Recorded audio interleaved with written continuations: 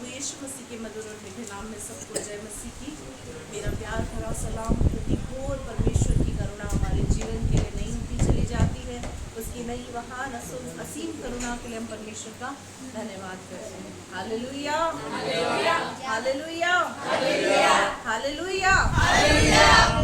मेरे प्रियो, ये वो समय होता है जब परमेश्वर हमसे बात करता है, इसीलिए हमें आनंद के साथ बैठे होना चाहिए, आनंद के साथ और आशा रखकर। वचन का हथौड़ा जरूर हमको पड़ता है, लेकिन वो हमारा शेप बनाता है। परमेश्वर के वचन में लिखा है, तेरे सोटे से, तेरी लाठी से मुझे शांति मिलती है। सोटा और लाठी क्या है? परमेश्वर का वचन। जो वो हमारी जिंदगी में आता है तो हमको वो बनाता है, हमको शेप देता है, हमको नया करता है। और जब वो हमको नया करता है तो हम अपनी जीवन के अंदर शांति से भर जाते हैं। इसीलिए जब हम परमेश्वर की उपस्थिति में आए, केवल आराधना में ही नहीं, वचन में भी हम आनंद के साथ बैठे रहे। हालेलुया। जब हम प्रभु के भवन में आते हैं तो हमारा हृदय आनंद से भरा हुआ होना चाहिए। हालेलुया। जब किसी ने ये मुझसे कहा, चलो प्रभु के घर को चले, मेरा मन आनंदित हुआ, मेरा मन झूमने लगा।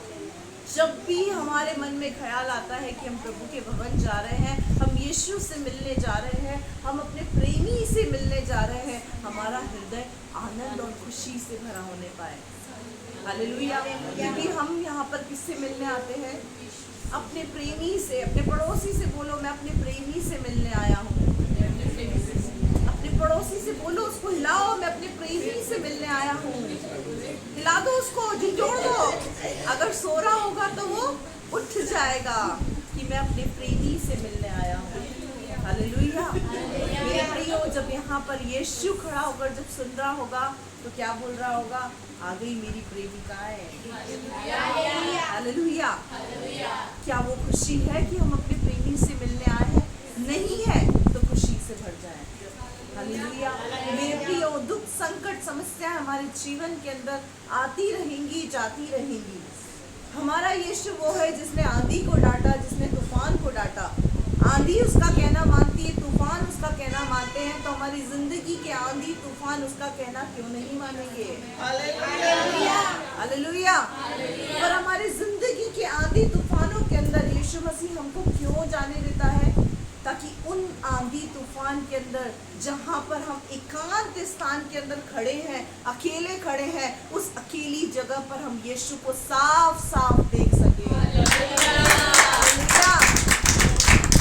जब चारों तरफ से मुसीबतें हमें घेरती है ना मेरे प्रियो, उसी समय हम यीशु को साफ साफ देख सकते हैं। दुनिया की भीड़ में हम यीशु मसीह को नहीं देख सकते, क्योंकि दुनिया की भीड़ में कई चेहरे होते हैं जो हमारे आसपास होते हैं, लेकिन प्रभु हमको उन तूफानों के अंदर, उन आंधियों के अंदर इसीलिए लेकर जाता है ताकि जब हम अपनी आंखें उठाएं तो झील पर चलते हुए यीशु मसीह को देखें। हालेलुया। हमारी जीवन रूपी समस्या के ऊपर चलते हुए प्रभु यीशु मसीह को देखें। हालेलुया। और जब वो आपको बोलेगा, उठ, तू भी चलकर मेरे पास आ, उस समय आप भी स्टैंड कर जाएंगे। हालेलुया। इसकी आवाज हम कब सुनेंगे? जब झील और तूफान के बीच में, हम अपनी तकलीफ समस्याओं के बीच में हम यीशु को देखेंगे। हालेलुया। तो आइए उस प्रेमी यीशु मसीह के प्रेम पत्र को हम सुने। हालेलुया। जब आप इसको प्रेम पत्र करके एक्सेप्ट करेंगे ना, आपको उसको पढ़ने में मजा आ जाएगा।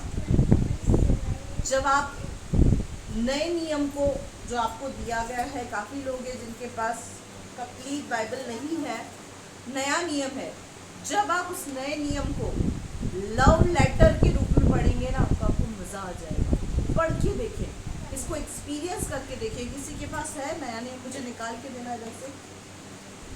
प्रेम संदेश है किसी के पास?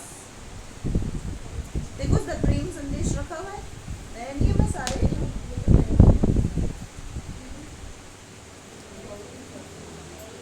इसमें लिखा हुआ है पवित्र शास्त्र, लेकिन बीच में एक किताब चली थी, प्रेम संदेश। प्रेम संदेश का मतलब क्या होता है?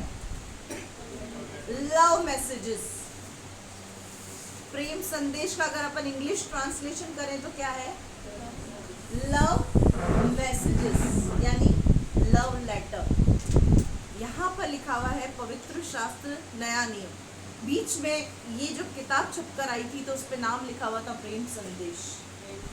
मेरे प्रियो, ये प्रेम संदेश आपके लिए किसी इंसान ने नहीं भेजा है। ये प्रेम संदेश आपके लिए जिसने भेजा है वो और कोई नहीं, हमारा यीशु लवर है। हालेलुया। हमारा प्रेमी यीशु है। जिस दिन आपने अपने जीवन के अंदर इस बात को केवल बोला ही नहीं, माना, एक्सेप्ट किया, अपने चलन में लेकर आए कि यीशु मेरा प्रेमी है, आपकी जिंदगी बदल जाएगी। दुनिया की भीड़ एक तरफ और आप और आपके यीशु का रिश्ता एक तरफ हो जाएगा। हालेलुया। और उस रिश्ते में जो आनंद आपको मिलेगा ना, वो संसार के किसी रिश्ते के अंदर नहीं मिलेगा। तो इस प्रेम संदेश को जो प्रभु ने आपके लिए दिया है उसको पढ़ें। हालेलुया। लो बेटा इसको रखो। आइए हम एक क्षण के लिए अपनी आंखों को बंद करेंगे। परमेश्वर के प्रेम संदेश को सुनने के लिए हम अपने हृदय को तैयार करेंगे। हालेलुया। Thank you Jesus. ओ रबा शंदर रबरी रबरी कलर रबा शिकरी। सचमुच प्रभु, तुझसे जब पूछा गया कि प्रभु तू हमसे कितना प्यार करता है, तूने कुछ नहीं कहा यीशु। तूने अपनी बाहें फैलाकर क्रूस पर लटक कर कहा, देख मैं तुझसे कितना प्यार करता हूँ। मेरी उन कीलों को देख जो मेरे हाथ और पैर में ढुकी हुई है। मेरे उन कांटों के ताज को देख जो मेरे सर पर पिना हुआ है। मेरे शरीर की आखिरी आखिरी बूंद को भी तू देख जो मेरे शरीर से बह रही है। वो खीले, वो कांटों का ताज, वो खून की धारा, वो चीखें, वो दर्द इस बात का बयान करती है कि मैं तुझसे कितना प्यार करता हूँ। जब कभी हम तकलीफ और समस्याओं में होते हैं, हम अपने उस प्रेमी की ओर देखें जिसका लहू पुकार पुकार कर कहता है आई लव यू, जिसकी कीलें पुकार पुकार कर कहती है मैं तुमसे प्यार करता हूँ।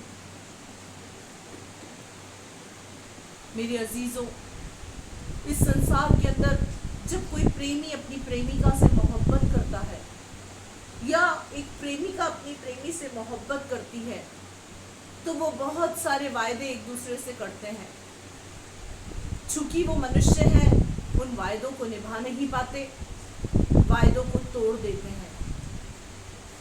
लेकिन यीशु, जिसने हमसे मुंह से कुछ नहीं कहा लेकिन साइलेंटली अपना प्यार उस क्रूस पर दिखा दिया,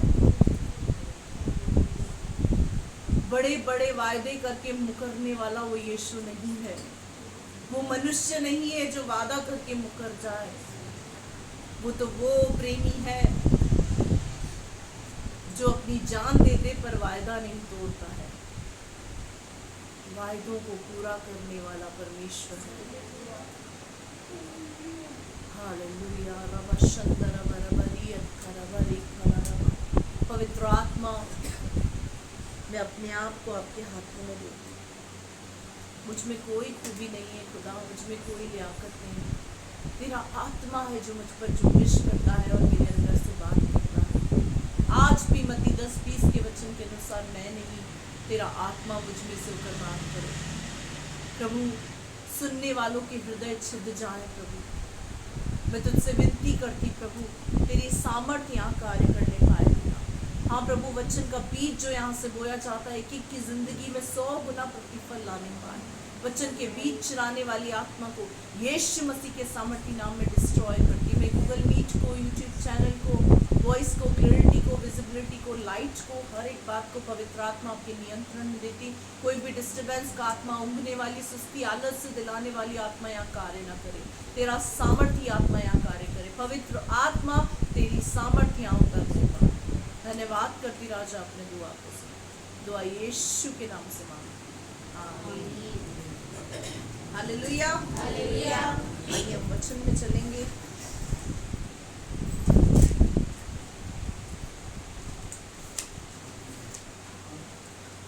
गलातियों की पुस्तक, उसका 4था अध्याय, उसकी 4 और 5 आयत को पढ़ेंगे। आज का जो हमारा टॉपिक है वो है हर एक बात का समय है। गलातियों की पुस्तक 4 अध्याय, गलातियों 4 का 4 और 5। परंतु जब समय पूरा हुआ तो परमेश्वर ने अपने पुत्र को भेजा, हाँ, जो स्त्री से जन्मा हम्म, और व्यवस्था के अधीन उत्पन्न हुआ, ताकि व्यवस्था के अधीनों को मोल लेकर छुड़ा ले और हमको लिपालक होने का पद मिले। हालेलुया। इस बात को अंडरलाइन करें, क्या लिखा हुआ है? जब समय पूरा हुआ। इस बात को अंडरलाइन करें। मेरे प्रियो, कई बार हमारे मन में आता है कि अगर मैंने बहुत देर से प्रभु को जाना, काश अगर मैं प्रभु को छोटी उम्र में जान जाता और जान जाती तो मैं तो प्रभु के नाम के झंडे खड़े कर देता। काफी लोग जो एक उम्र के बाद, काफी बड़ी उम्र के बाद प्रभु को जानते हैं, उनके जहन में अक्सर ये सवाल आता है कि अगर मैंने प्रभु ने मुझे बहुत जल्दी चुना होता या कम उम्र में चुना होता तो शायद आज मैं बहुत कुछ प्रभु के लिए कर दिया होता। मेरे प्रियो, प्रभु ने जिस समय भी आपको चुना है वो समय आपकी जिंदगी के लिए राइट टाइम है। हालेलुया। प्रभु का कार्य करने के लिए हमें जवान, बच्चा या बुजुर्ग होने की जरूरत नहीं है। प्रभु का कार्य करने के लिए हमारा हृदय जवां होना चाहिए। हालेलुया। उम्र से और शरीर से चाहे हम कैसी भी स्थिति में क्यों नहीं है, परमेश्वर का वचन कहता है कि शरीर तो दुर्बल है पर आत्मा तैयार है। तो शरीर तो आप चाहे 20 की उम्र में हो चाहे 15 की उम्र में हो, वो तो कमजोरी महसूस करेगा। और चाहे आप 50 की उम्र में हो चाहे आप 60 साल की उम्र में हो, लेकिन आत्मा हमारी तैयार होनी चाहिए। कब? जिस समय भी परमेश्वर ने हमको चुना है। हालेलुया। यहाँ पर क्या लिखा हुआ है? जब समय पूरा हुआ। समय जब पूरा हुआ ना, तब यीशु मसीह इस पृथ्वी पर आया। जब समय पूरा हुआ तब यीशु मसीह इस पृथ्वी के ऊपर आया। कौन सा समय? जो समय परमेश्वर ने आपके पिता और मेरे पिता ने नियुक्त किया था। यहाँ लिखा हुआ है, जब समय पूरा हुआ तो परमेश्वर ने अपने पुत्र को भेजा, जो स्त्री से जन्मा और व्यवस्था के अधीन उत्पन्न हुआ। अब व्यवस्था क्या है? व्यवस्था क्या है? आप क्या समझते हैं व्यवस्था क्या है? वो 10 आज्ञाएं जो मूसा के द्वारा दी गई थी, वो है व्यवस्था। जो मूसा को परमेश्वर ने बातें दी थी वो है व्यवस्था। वो व्यवस्था के अधीन उत्पन्न हुआ। इसका मतलब क्या है? जो जो व्यवस्था में लिखा हुआ है उन सब बातों को यीशु मसीह ने पूरा किया। परमेश्वर के वचन में लिखा है, यीशु मसीह ने कहा, मैं व्यवस्था को लोप करने नहीं वरन व्यवस्था को पूरा करने आया हूँ। यीशु मसीह ने व्यवस्था की सारी बातों को पूरा करके क्या कहा? अब मैंने व्यवस्था को पूरा कर दिया है, तो अब तुम व्यवस्था के अधीन नहीं हो, अब तुम अनुग्रह के अधीन हो। हालेलुया। वो अनुग्रह जो क्रूस पर यीशु मसीह ने आपके और मेरे लिए करा था, उस मृत्यु के बाद क्या कहा यीशु ने? अब से जो कोई मेरे इस बलिदान पर विश्वास करेगा वो नाश ना होगा, अनंत काल को जीवन को प्राप्त करेगा। अब हम व्यवस्था के अधीन नहीं है।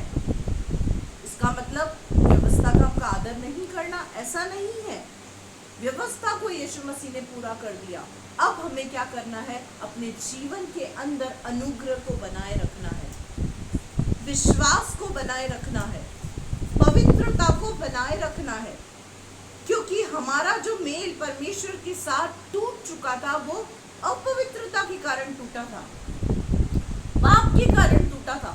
वो रिश्ता जो यीशु ने अपने खून के द्वारा, अपनी बलि के द्वारा हमारा पिता के साथ जोड़ा है, वो रिश्ता पाप की वजह से टूटा था। अब अगर यीशु ने इतना बड़ा कुर्बानी देके उस रिश्ते को जोड़ा है, तो उस रिश्ते को संभालने की जिम्मेदारी किसकी है? आपकी और हमारी। रिश्ता तो बन गया, बलिदान पर हमने विश्वास कर लिया, यीशु ने जो बलिदान दिया उस पर हमने विश्वास कर लिया।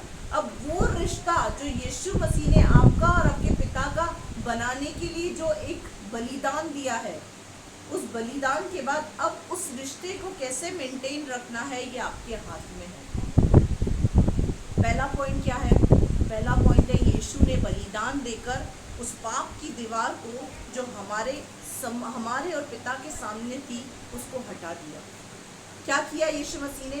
हमारे सारे पापों को, हमारे सारे गुनाहों को अपने कंधे पर रखकर क्रूस पर उसको उठाकर क्रूस पर चढ़ गया और पिता को कहा, इनके पापों का बलिदान मैंने दे दिया। उस बलिदान पर जैसे ही आपने विश्वास किया, आपका रिश्ता पिता के साथ जुड़ गया।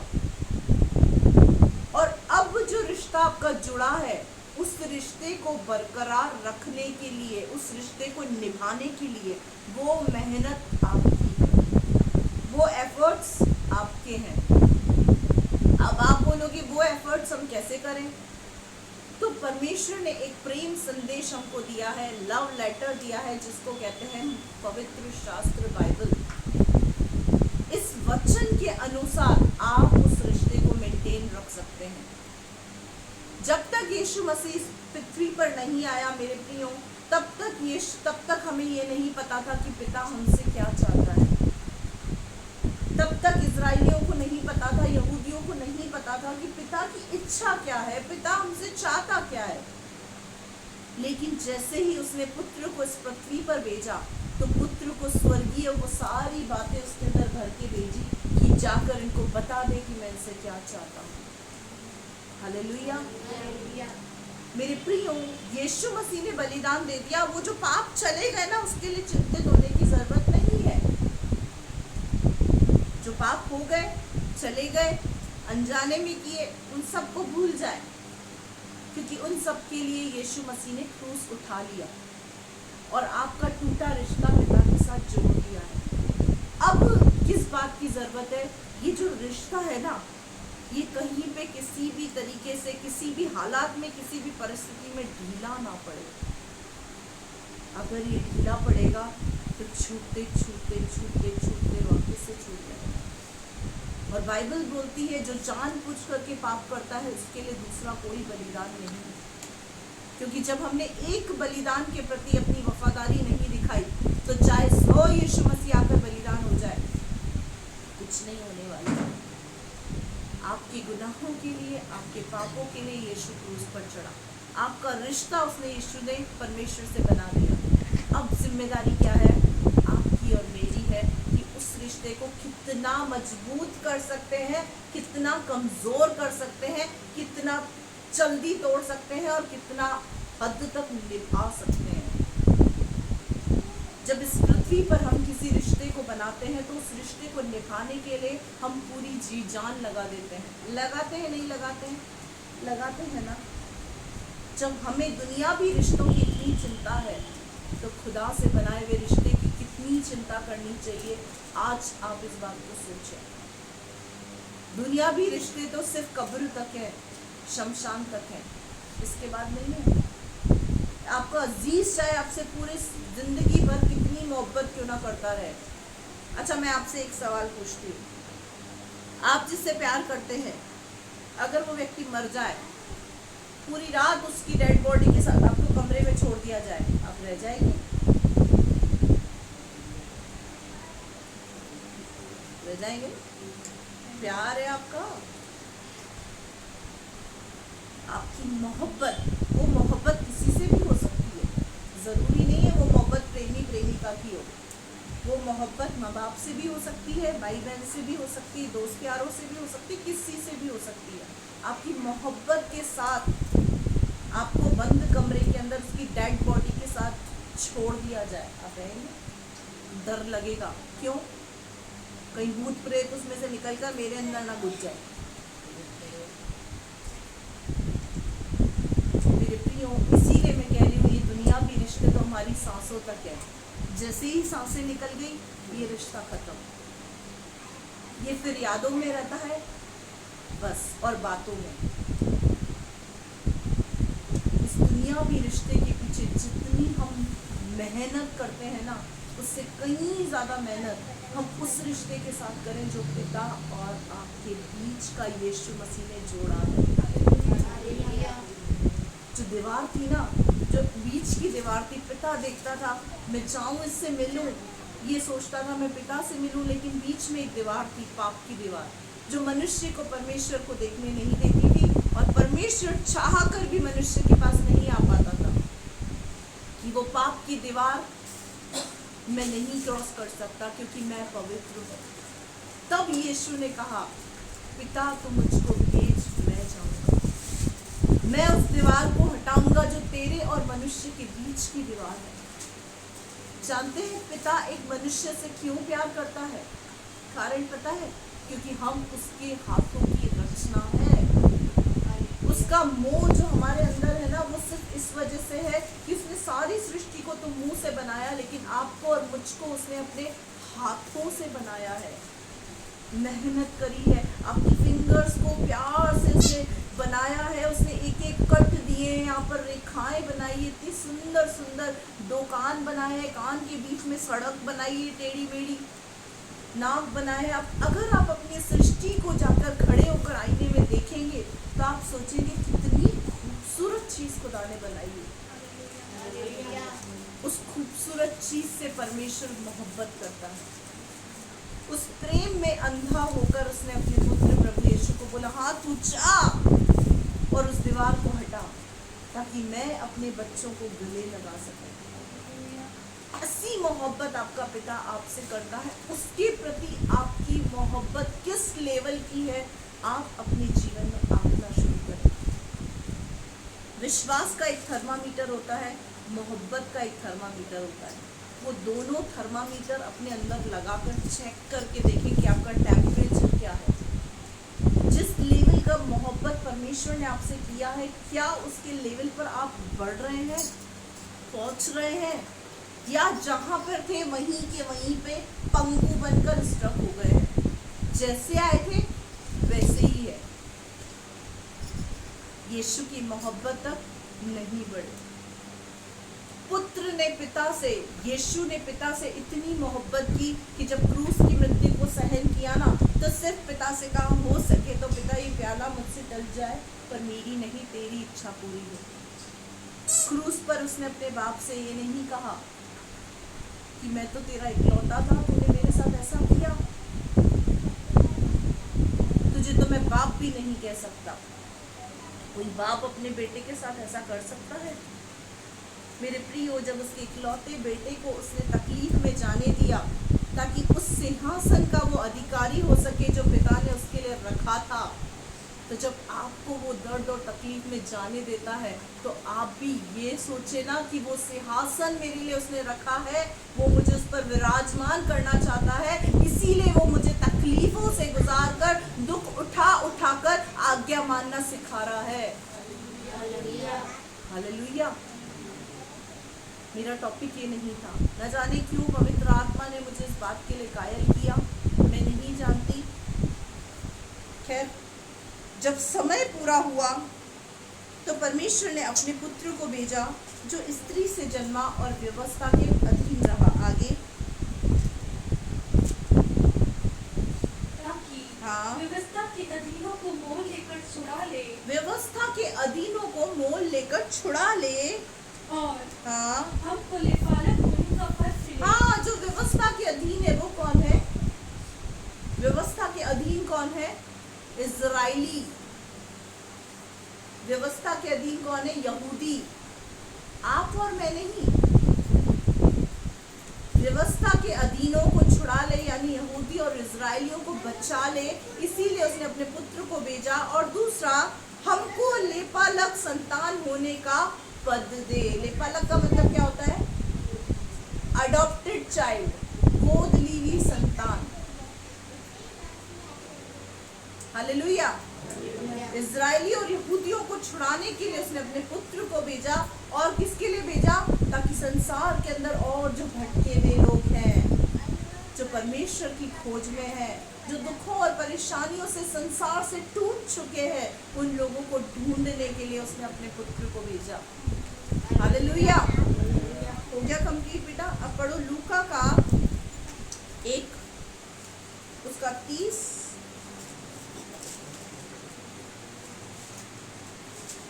लूका रचित सुसमाचार पहला अध्याय 30वीं आयत। स्वर्गदूत ने उससे कहा, हे मरियम, भयभीत न हो, क्योंकि परमेश्वर का अनुग्रह तुझ पर हुआ है। हाँ, क्या बोला? स्वर्गदूत ने क्या कहा? हे मरियम, भयभीत ना हो, क्योंकि परमेश्वर का अनुग्रह तुझ पर हुआ है। आज परमेश्वर का आत्मा आपसे भी कह रहा है, जो इस बात को सोच रहे हैं कि मेरी परिस्थिति और हालात कब बदलेंगे। आज का जो हमारा टॉपिक है उसका नाम ही है, हर एक बात का एक समय है। यहाँ परमेश्वर क्या कह रहा है? स्वर्गदूत क्या कह रहा है मरियम से? मरियम, भयभीत ना हो, तुझ पर परमेश्वर का अनुग्रह हुआ है। मेरे प्रियो, अनुग्रह बहुत छोटी बात नहीं है, अनुग्रह बहुत बड़ी बात है। अनुग्रह सुनने में बहुत छोटा लगता है, लेकिन अनुग्रह के बिना मसीह जीवन में कुछ भी नहीं है। ये अनुग्रह ही हम पर हुआ, तभी यीशु मसीह ने हमारे पापों को खुद के ऊपर लेकर हमारा पिता से मिलाप कराया। ये अनुग्रह ही है जो हमें छुटकारा देता है, ये अनुग्रह ही है जो हमें उद्धार देता है, ये अनुग्रह ही है जो हमें चंगाई देता है, ये अनुग्रह ही है जो हमें बरकत देता है। अगर हम उद्धार की आशा रखते हैं तो सबसे पहले हमें ज़रूरत क्या है? अनुग्रह प्राप्त करने की। और वो अनुग्रह यीशु के क्रूस पर चढ़ने के बाद हम पर हुआ है। और आज वो अनुग्रह आपको याद दिला रहा है कि भयभीत ना हो, तू जिस समस्या में है, मे भी तू कर्जे में है, मे भी तू तकलीफ में है, मे भी तू पेन में है, किसी भी स्थिति के अंदर आपको परमेश्वर क्या कह रहा है आपसे? परमेश्वर का आत्मा क्या कह रहा है? भयभीत ना हो, तुम पर अनुग्रह हुआ है। परमेश्वर का आत्मा उस अनुग्रह को आपको स्मरण करा रहा है कि तुम पर अनुग्रह हुआ है। इसीलिए क्या नहीं होना है? भयभीत नहीं होना। आगे हो गया ये 30 पढ़ लिया, 38 पढ़ो। मरियम ने कहा, देख, मैं प्रभु की दासी हूँ, मुझे तेरे वचन के अनुसार हो। तब स्वर्गदूत उसके पास से चला गया। हालेलुया। अब क्या करना है? अनुग्रह तो हो गया। सबसे पहला पॉइंट, जिन परिस्थिति और हालातों के अंदर हो, भयभीत नहीं होना है। भयभीत का मतलब क्या होता है? डरना नहीं है। मेरी जिंदगी में हाय अब क्या होगा, अब कैसे सुधरेगी, उथल पुथल तो मच चुकी है, अब ये कैसे ठीक होगा। परमेश्वर का वचन क्या कहता है? सबसे पहला पॉइंट, भयभीत ना हो। क्यों भयभीत नहीं होना है? बोले अपने पड़ोसी से, उठ जाए, सोए नहीं। पड़ोसी से बोले भयभीत ना हो, क्योंकि तुझ पर अनुग्रह हुआ है। बोलो बोलो, भयभीत ना हो, क्योंकि तुझ पर अनुग्रह हुआ है। शक्लें मत देखो एक दूसरे की। पहला पॉइंट, भयभीत ना हो, क्योंकि तुम पर अनुग्रह हुआ है। अब अनुग्रह हो गया तो परमेश्वर से हमको क्या कहना है? जो मरियम ने कहा, क्या कहा? देख, मैं तेरी दासी हूँ, मुझे तेरे वचन के अनुसार हो। हालेलुया। अब क्या कहना है? जो भी यहाँ पर बैठे हैं, जो दास है, वो बोले मैं तेरा दास हूँ, मुझे तेरे वचन के अनुसार हो। अब दास दासी का मैटर आ जाता है ना, तो हम क्या सोचते हैं? ये तो इनके लिए हमारा इसमें रोल नहीं है। प्रभु की दृष्टि में हर एक व्यक्ति दास और दासी के समान है। जब तक यीशु मसीह इस पृथ्वी पर नहीं आया था, हम लोग परमेश्वर के कौन थे? दास और दासी।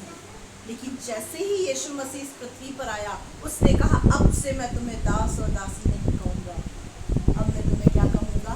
मित्र कहूंगा। दोस्त बना लिया उसने, दोस्ती कर ली। पहले हम कौन थे? दास और दासी। अब कौन बन गए? मित्र। अब दास दासी और मित्र में क्या अंतर है? नहीं पता? दास दासी और मित्र में बहुत मेजर डिफरेंस है। दास दासी का काम क्या होता है पता है? बोल तेरा पुत्र सुनता है, बोल तेरी पुत्री सुनती है, बोल तेरी दासी सुनती है, बोल तेरा दास सुनता है। यानी उसने बोला और हमको वो करना है, हमने सुना, हमको वो करना है। समझे? ये क्या है इसका? ये है दास दासी का काम। लेकिन मित्र का काम क्या है पता है? मित्र का काम है, प्रभु बोलेगा बेटा मैं तुझे भेजना चाहता हूँ, क्या तू जाएगा मेरे लिए? हाँ प्रभु मैं जाना तो चाहता हूँ, लेकिन मेरे जीवन की ये समस्या है, तू उसको दूर कर देगा तो मैं चला जाऊंगा। प्रभु क्या बोलता है? तू कदम तो बढ़ा, समस्या अपने आप दूर हो जाएगी। कदम तो बढ़ा, पत्थर अपने आप लुढ़क जाएगा। ये क्या है? मित्र का कन्वर्सेशन। ये मित्रों वाली बात है। और दास दासी कैसे बात करते हैं? उसने ऑर्डर दिया, हमने माना, बोल तेरी दासी सुनती है। सिर्फ सुनना है और करना है। दास दासी के अंदर सुनना और करना है, मित्र के अंदर सुनना, करना और बोलना, तीनों अथॉरिटी है। हालेलुया। टू वे कम्युनिकेशन शुरू हो गया।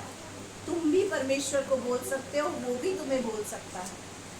ये किसने अथॉरिटी दी आपको? प्रभु यीशु मसीह के बलिदान में। ये अथॉरिटी आपको यीशु मसीह के लहू ने दी है, उस अनुग्रह ने दी है जो यीशु ने आपके ऊपर और मुझ पर किया है। यहाँ मरियम क्या बोल रही है? बोल तेरी दासी सुनती है, तेरे वचन के अनुसार मुझे हो। तो अब हमको क्या बोलना है? बोल पिता तेरा मित्र सुनता है, मुझे तेरे वचन के अनुसार हो। यानी तेरे वचन के अनुसार, तेरी इच्छा के अनुसार मेरे जीवन में हर एक बात घटित हो। क्या हम इस चीज के लिए अपने आप को सौंपेंगे? अगर आपने सौंप दिया ना तो बड़ा मिरेकल आपके जीवन के अंदर होगा। एक और आयत को पढ़े, 28। स्वर्गदूत ने उसके पास भीतर आकर कहा, हाँ, आनंद और जय तेरी हो, हाँ, जिस पर ईश्वर का अनुग्रह हुआ है, हाँ। प्रभु तेरे साथ है। हालेलुया। जब बोलेंगे मुझे तेरे वचन के अनुसार हो, तब स्वर्गदूत आकर हमसे कानों में, पवित्र आत्मा, उस समय स्वर्गदूत थे, अब कौन है? पवित्र आत्मा। पवित्र आत्मा आकर कानों में क्या बोलेगा? आनंद और जय तेरी हो। हालेलुया। अपने पड़ोसी से कहे आनंद और जय तेरी हो। सुनकर ना बैठ जाए, पड़ोसी निराश हो जाएगा कि मेरे को तो कोई नहीं बोल रहा है। आनंद और जय तेरी हो। जब आप बोलोगे प्रभु तेरे वचन के अनुसार मुझे हो, तब आनंद और जय आपकी पक्की है। हालेलुया। क्या कहा? आनंद और जय तेरी हो। क्या बोला स्वर्गदूत ने? पवित्र आत्मा क्या आपसे बोलेगा? आनंद और जय तेरी हो। क्यों तेरी हो? जिस पर परमेश्वर का, ईश्वर का अनुग्रह हुआ है। हालेलुया। उसने बलिदान दिया, उसने खून बहाया, उसने कीलें ठोकी, उसने अनुग्रह किया। हमने क्या किया? हमने क्या किया? रिश्ता तो बन गया, विश्वास भी कर लिया, हमारे लिए क्रूस पे चढ़ गया यीशु मसीह, पर हमने क्या किया? जो अनुग्रह हुआ उसको संभाला, जो रिश्ता बनाया यीशु मसीह ने अपनी जान देकर, उस रिश्ते को संभाला। हम उसको संभालते हैं, कितना संभालते हैं हम अपने और परमेश्वर के रिश्ते को, कितना संभाल रहे हैं। जब मेरे प्रिय हम किसी से रिश्ता बनाते हैं ना, तो सबसे पहला ख्याल हमारे जहन में आता है, मुझे कुछ ऐसा नहीं करना जिससे सामने वाले व्यक्ति को हर्ट हो। जब हम किसी से रिश्ता बनाते हैं तो क्या सोचते हैं?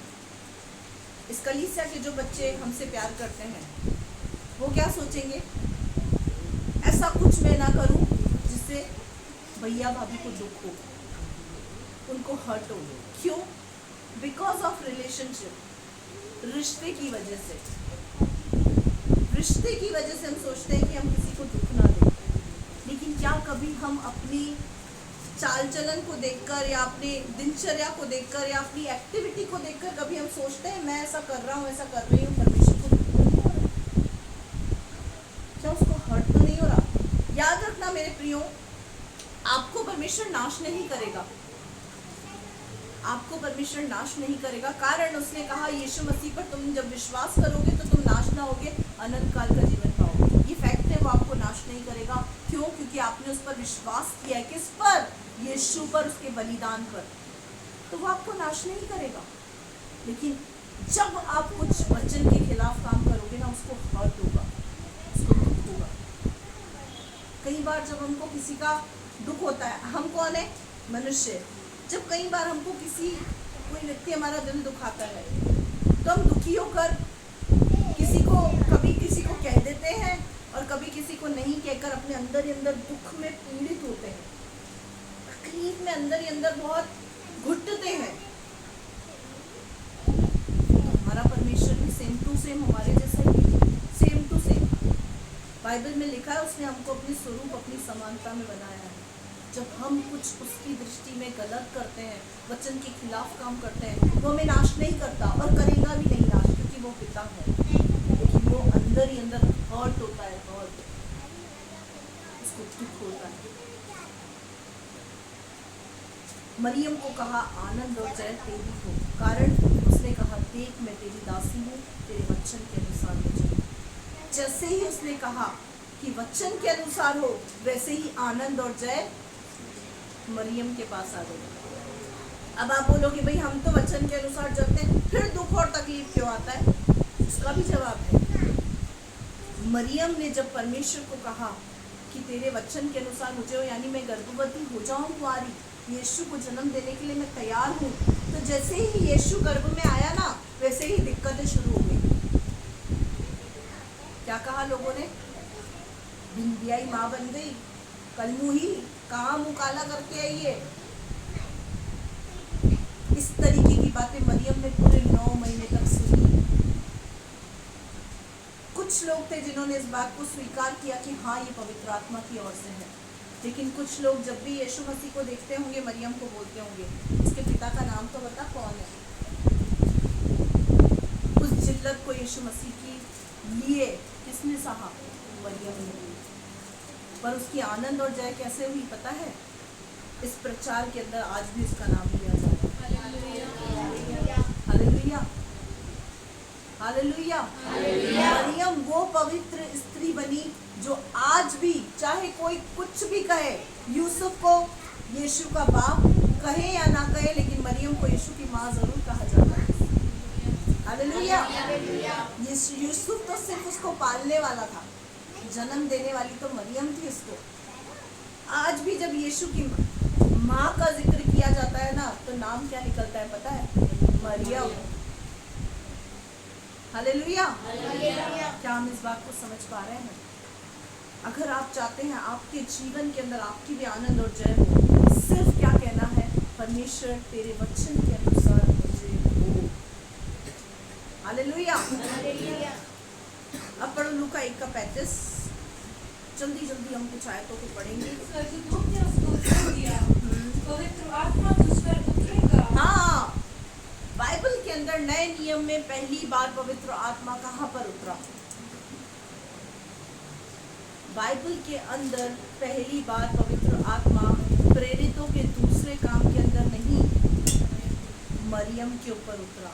लूका 1:35 के अंदर सबसे पहले पवित्र आत्मा मरियम के ऊपर उतरा। कारण पता है क्या है? क्योंकि उसने कहा मैं पिता तेरी हूँ, तेरे वचन के अनुसार मेरे जीवन में हो। जब हम कहेंगे कि पिता मैं तेरा हूँ, पिता मैं तेरी हूँ, तो सबसे पहला क्या होगा? भयभीत और अनुग्रह, भयभीत हम नहीं होंगे, अनुग्रह हम पर आएगा। तीसरे पॉइंट क्या होगा, जब हम बोलेंगे तेरे वचन के अनुसार मुझे हो, तो आनंद और जय हमारी। और उसके बाद क्या होगा, पवित्र आत्मा हम पर उतरेगा। क्या करने के लिए, क्या करने के लिए, यीशु के अनुसार, यीशु को अपनी कोख में रखकर चलने के लिए, सामर्थ्य देने के लिए। हालेलुया। मसीह जीवन कठिन कब लगता है? आज तो डिबेट हो रही है। मसीह जीवन कठिन जब लगता है जब पवित्र आत्मा के साथ हम नहीं चलते। आज जो थर्मामीटर आपके ऊपर लग रहा है ना, अपनी समस्याओं का थर्मामीटर है। अगर आपको आपकी समस्याएं बहुत कठिन, बहुत टिपिकल लग रही है, कारण क्या है, आप पवित्र आत्मा के अनुसार नहीं चल रहे हैं, आप पवित्र आत्मा के साथ नहीं चल रहे हैं। ये बात सत्य है, परमेश्वर ने वादा किया है, यीशु मसीह ने कहा कि मैं तुम्हारे लिए पवित्र आत्मा को भेजूंगा, वो ऐसा सहायक है जो सर्वदा तुम्हारे साथ रहेगा। लेकिन बाइबल में कहीं ये नहीं लिखा हुआ है कि सर्वदा तुम्हारे साथ रहेगा। इसका मतलब ये है कि तुमसे वो कभी नाराज ही नहीं होगा। उसमें लिखा हुआ है पवित्र आत्मा को शोकित मत करो, वो आपको नहीं छोड़ सकता है, बिकॉज ऑफ जीसस क्राइस्ट। यीशु मसीह ने परमेश्वर का मान रखकर अपना क्रूस उठाया। पवित्र आत्मा ने यीशु का मान रखकर आपका साथ देता है, वो आपका सहायक बनकर चलता है। लेकिन जब वो साथ साथ चलता है ना, जहाँ कहीं आप गलत करते हैं ना, वो शोकित हो जाता है, वो वहीं रहता है। और दुख, तकलीफ, संकट, समस्याओं में हम चले जाते हैं। कारण पता है क्या है, क्योंकि हम पवित्र आत्मा के अनुसार नहीं चलते। जिस परिस्थिति के अंदर पवित्र आत्मा आपके साथ नहीं है, वो परिस्थिति आपको अपने सर के ऊपर बहुत भारी लगेगी, भारी। पवित्र आत्मा मरियम के ऊपर उतरा, उस पर साया किया, तब यीशु मसीह मरियम की कोख में आया। ठीक है, अब पढ़ेंगे रोमियो 6:23। जल्दी जल्दी कुछ आयतों को पढ़ेंगे।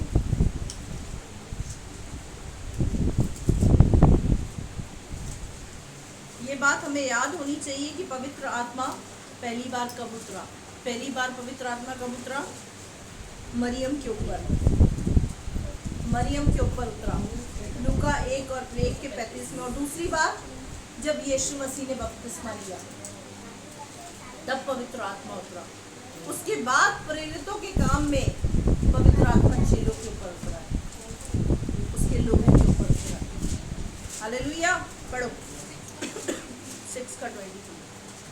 क्योंकि पाप की मजदूरी तो मृत्यु है, हाँ, परंतु परमेश्वर का वरदान हमारे प्रभु यीशु मसीह में अनंत जीवन है। पाप की मजदूरी तो मृत्यु थी। जब हम पाप करके आए हैं ना, उसकी मजदूरी तो क्या थी? मृत्यु। हमारा जो रिजल्ट था ना, वो मौत ही था। मौत, कौन सी मौत? आत्मिक मौत, नरक की मौत। लेकिन परमेश्वर में जब हम प्रभु यीशु मसीह पर विश्वास करते हैं, परमेश्वर को जानते हैं, परमेश्वर में आ जाते हैं, तो परमेश्वर में वो क्या है? वो एक वरदान बन जाता है। क्या वरदान? अनंत जीवन। ये गिफ्ट है। अनंत जीवन, उद्धार आपके लिए गिफ्ट है। किसके द्वारा? परमेश्वर के द्वारा। उसकी कीमत किसने चुकाई? परमेश्वर ने चुकाई। किसको बेचकर? अपने पुत्र प्रभु यीशु मसीह को बेचकर। रोमियो 5:6-11। रोमियो की पत्री 5वां अध्याय 6ठी आयत। क्योंकि जब हम निर्बल ही थे, तो मसीह ठीक समय पर भक्तिहीनों के लिए मरा। हाँ, जब हम निर्बल थे, हम कमजोर थे, हम पापों में दबे हुए थे, हम दुखी थे, परेशान थे, लाचार थे। क्या लिखा हुआ है? जब हम निर्बल थे तो मसीह ने ठीक समय पर भक्तिहीनों के लिए वो मरा। हम कौन थे? भक्तिहीन। हम लोग कौन थे? भक्तिहीन। हमारे लिए यीशु मसीह मरा। किस समय? जब हम पापी थे, जब हम भक्तिहीन थे, उस समय यीशु मसीह हमारे लिए मरा। जब हम निर्बल थे, ठीक समय पर परमेश्वर ने यीशु मसीह को इस पृथ्वी पर भेजा।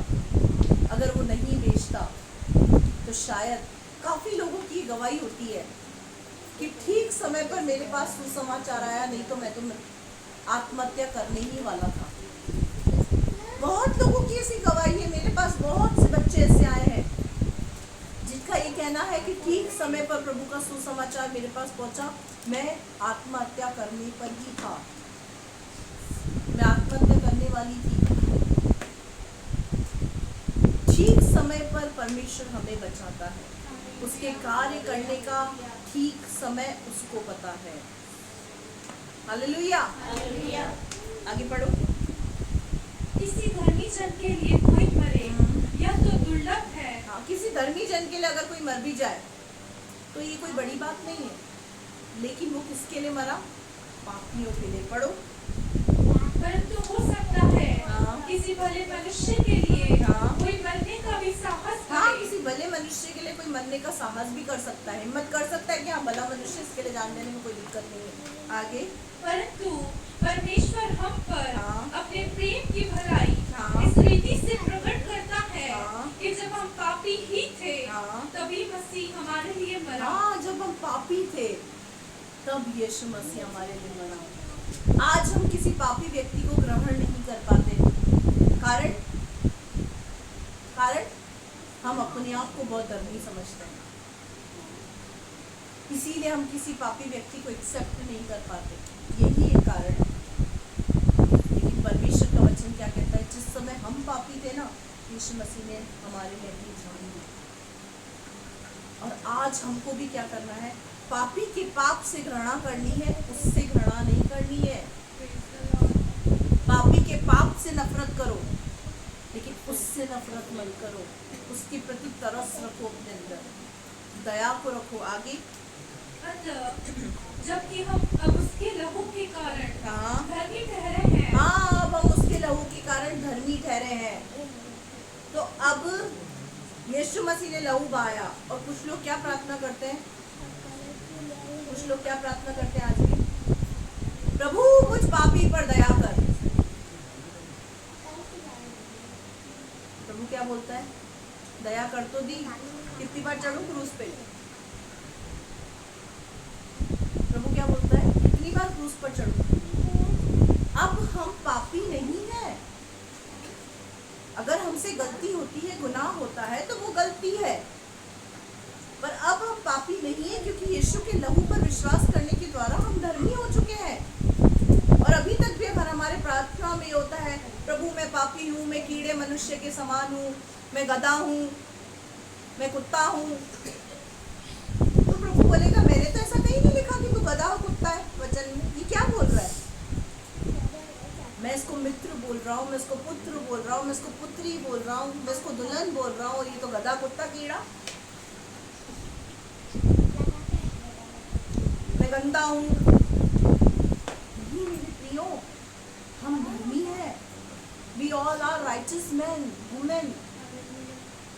हम सब धर्मी हैं, क्योंकि यीशु के लहू ने हमको धर्मी बनाया है। हमसे गलती हुई, उसकी क्षमा मांगे, उस गलती को छोड़े और आगे बढ़ जाएं। मैं पापी हूँ, मैं कीड़ा हूँ, मैं गधा हूँ, मैं कुत्ता हूँ, हम ये सब नहीं है। हम परमेश्वर की संतान हैं। हालेलुया। आगे। तो उसके द्वारा परमेश्वर के क्रोध से क्यों न हाँ, बचेंगे? जब यीशु के लहू के द्वारा हम धर्मी बन चुके हैं, तो उसके क्रोध से क्यों ना बचेंगे? मैंने अभी बताया ना, आप जब गलती करते हैं ना, यीशु परमेश्वर आपको नाश नहीं करेगा, और वो नाश नहीं करता है, क्योंकि उसने यीशु को बेचकर अपनी मोहब्बत दिखा दी। लेकिन अब अगर हम कोई गलती करते हैं ना, वचन के खिलाफ चलते हैं, वचन के खिलाफ कुछ काम करते हैं ना, उसको हर्ट होता है, उसको दुख होता है। अब निर्भर आप पर करता है ये कि आप उसको दुखी करना चाहते हैं या उसको प्रसन्न करना चाहते हैं। नाश तो वो नहीं करेगा। अगर आप ये सोचकर प्रभु से प्यार कर रहे हैं, उसके वचन का पालन कर रहे हैं कि हम नाश हो जाएंगे, तो आप अभी तक भी मुखालते में। अगर आप वचन का पालन उसको प्रसन्न करने के लिए कर रहे हैं, उसको हर्ट ना हो इसलिए कर रहे हैं, उससे मोहब्बत है आपको इसलिए कर रहे हैं, तो वो वचन आपके जीवन के अंदर ज्योति बन जाएगा। हालेलुया। या हम समझे इस बात को? अब हम उसके क्रोध से तो बच गए, क्योंकि वो क्रोध यीशु मसीह ने शांत कर दिया। क्या बोला? पिता तू शांति कर शांति, मैं कुछ करता हूँ। क्रोध तो शांत कर दिया पिता ने, लेकिन अब जब वो दुखी होता है ना, उसके दुख पर मरहम कौन लगाएगा? जब हम कदम कदम पर उसको दुखी करते हैं ना, तो उसको बहुत तकलीफ होती है। वो बिल्कुल हमारे जैसा ही है, सेम टू सेम। वो हमसे बहुत मोहब्बत करता है, और हम उससे कितनी मोहब्बत करते हैं वो हमारा चाल चलन बताता है, हमारा मसीह जीवन बताता है, हमारा आत्मिक जीवन बताता है। हालेलुया। रोमियो 8:37।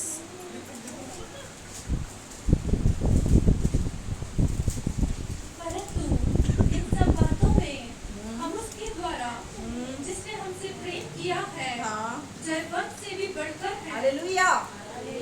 अंडरलाइन करें, परंतु इन सब बातों में हम उसके द्वारा जिसने हमसे प्रेम किया जयवंत से बढ़कर है। क्या आप एक जयवंत से बढ़कर जीवन जी रहे हैं? अगर नहीं जी रहे तो अपने आप को मेडिटेट करने की जरूरत है, क्योंकि परमेश्वर ने कहा हम जयवंत से बढ़कर है। मेरे प्रिय, पौलुस बहुत से दुखों में गया, भूख में, नंगाई में, चोटें खाई उसने, मार खाई, कोड़े खाए, बेटे खाई, उपवास किया, बहुत तकलीफों को पौलुस ने उठाया। लेकिन उसके बाद भी पता है वो क्या बोलता है? मसीह में मैं जयवंत से बढ़कर हूँ। एक जयवंत पाया हुआ व्यक्ति पता है क्या होता है? उसकी पहचान क्या होती है? उसके मन में एक अद्भुत शांति होती है। अगर आप अपने जीवन के अंदर, आपके मन के अंदर शांति नहीं है, इसका मतलब आप एक हारा हुआ और निराशा से भरा हुआ जीवन जी रहे हैं।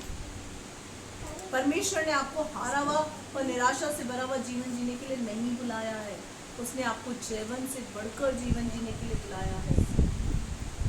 विक्ट्री आपकी है, पर हम क्यों उस विक्ट्री को प्राप्त नहीं कर पाते? क्योंकि हमारा रिलेशन यीशु ने तो बना दिया, लेकिन हम उसको बरकरार नहीं रख पा रहे हैं। अगर आपकी किसी से बोलचाल अच्छी है, आपका किसी से रिश्ता है, तो आप उससे बात करे बिना रह पाएंगे क्या? आप बताइए।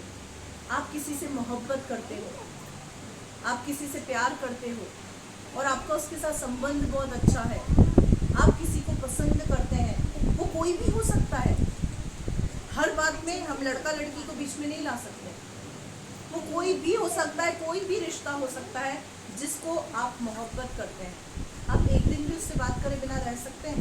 देखिए, हम खुदा से तो रह जाते हैं। ये कैसी मोहब्बत है? ये कैसी मोहब्बत है? खुदा से बात ना होना तो अंदर तकलीफ होनी चाहिए, तकलीफ कि आज मेरी खुदा से बात नहीं हुई। बात किस प्रकार की? 1 घंटे वाली वो बात, ब्ला ब्ला ब्ला ब्ला ब्ला ब्ला, इसको दंगा कर दे, इसको छोड़ दे, इसको ये कर दे, उसको वो कर दे, इसको पकड़ा दे, इसको उठा दे, इसको यहाँ कर दे, इसको वहाँ चढ़ा दे, इसको वहाँ फेंक दे। ये टॉकिंग तो वो होनी चाहिए जिसमें वो बोले मैं सुनूं, मैं बोले वो सुनूं। ये होता है रिश्ता, इसको बोलते हैं रिश्ता। आप किसी व्यक्ति को बहुत प्यार करते हैं, पसंद करते हैं, किसी के साथ आपने अपना रिश्ता बहुत अच्छा बना रखा है, उस रिश्ते के अंदर आप ही बोलते जाए, सामने वाला व्यक्ति ना बोले, कुछ ना बोले, चलेगा? या वही बोलता जाए, आपको बोलने का मौका ही नहीं मिले, चलेगा? क्यों नहीं चलेगा? चलेगा ना। हम तो ऐसे ही चला रहे हैं, सालों से चलता आ रहा है। 1 घंटे उपस्थिति में बैठते हैं, टाइम देखते हैं 9 बजे, 10 बजे तक उठना है। 9:45 बजे तक तो बड़ करके सब बोल दिया उसको जो बोलना था। फिर 9:45 बजे वचन लेके बैठ जाते हैं, फिर यीशु के नाम से मांगता हूँ आमीन। फिर खुदा पीछे से, अरे मेरी तो सुन ले, 5 मिनट मुझे भी तो दे दे, तेरी मैंने 1 घंटे से सुनी, 1 घंटे से तेरी सुन रहा हूँ, 5 मिनट दे दे मुझे, टाइम देख के आमीन। ये प्रार्थना हमेशा अच्छी नहीं है, हमेशा प्रार्थना अच्छी नहीं है। टाइम हो रहा है, होने दो, लेकिन आज जो मैं बात बता रही हूँ, बात आपकी जिंदगी को बदल देगी। हर बार ये प्रार्थना अच्छी नहीं है। हाँ ठीक है, ये प्रार्थना होनी चाहिए, लेकिन ये प्रार्थना अगर आप दिन में 2 बार प्रार्थना कर रहे हैं, दोनों बार ही ये प्रार्थना है आपकी, तो आपको तो मजा आ जाएगा। क्यों? क्योंकि पहले तो घंटी बजा के संतुष्टि मिलती थी, अब प्रार्थना करके संतुष्टि मिलती है। आपको तो मजा आ जाएगा क्योंकि हमने तो मजा लेना सीख लिया है। पहले घंटी बजा के संतुष्टि मिलती थी, अब बड़ बड़ बड़ करके संतुष्टि मिल रही है। हाँ बैठ गए कुआं में, प्रार्थना कर ली। एक समय अपने जीवन का, अपने पूरे दिन का वो रखें, भले ही वो 15 मिनट रखें, कि उस 15 मिनट में मैं सुनूंगा और वो बोलूंगा। एक समय ऐसा रखें कि तू बोल, तू क्या चाहता है, तेरी क्या एक्सपेक्टेशन है, खुदा मुझसे तू क्या चाहता है।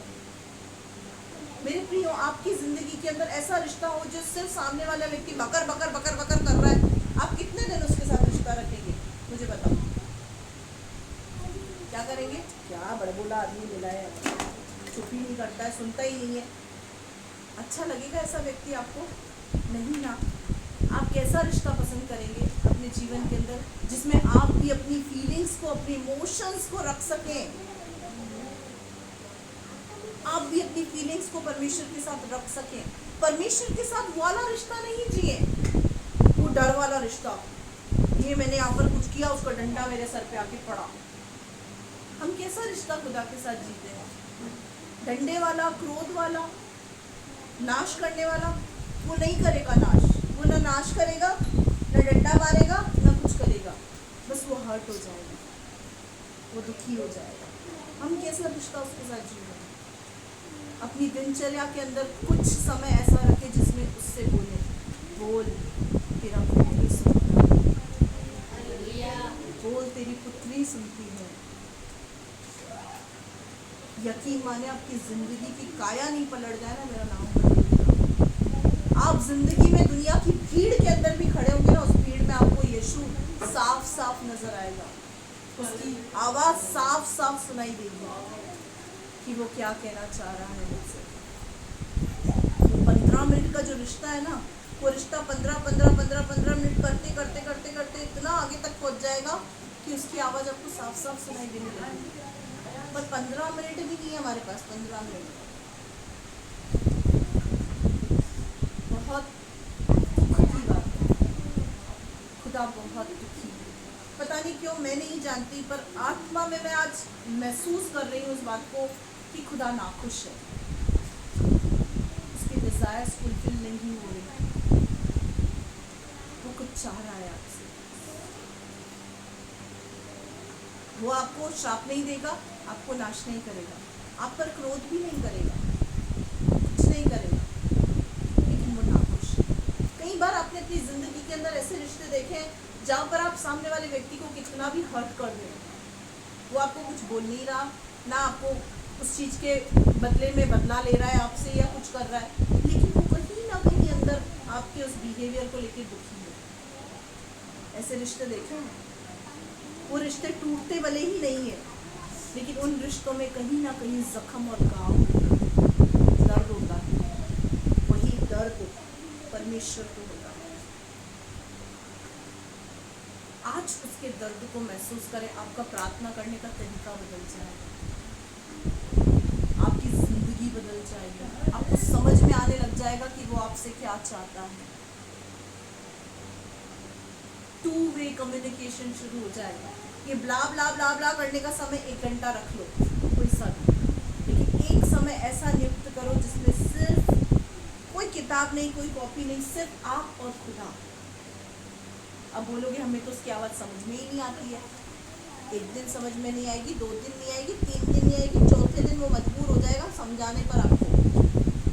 कितने दिन आवाज़ समझ में नहीं आएगी? मुझे कैसे ही समझ में आने लग गई। 11-12 साल की प्रैक्टिस हो गई है, 12 साल की प्रैक्टिस है मुझे, तब जाके आज समझ में आता है कि खुदा क्या चाहता है, वो किस बात से खुश है और किस बात से नाखुश है, तब समझ में आता है।